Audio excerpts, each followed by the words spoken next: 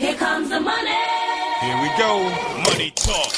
Here comes the money. Maswerteng hapon po, Lotto players. Ito po ang 5 p.m. Lotto draw result para sa araw na ito sa mga digit games na 2D Lotto at 3D Lotto.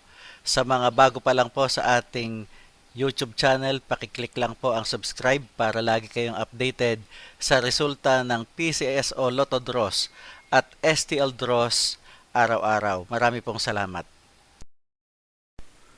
3D Lotto players, good luck po sa ating lahat. Ang ating 3 numbers ay pwedeng manalo ng 4,500 pesos pag nag-match sa mapipiling numero in exact order.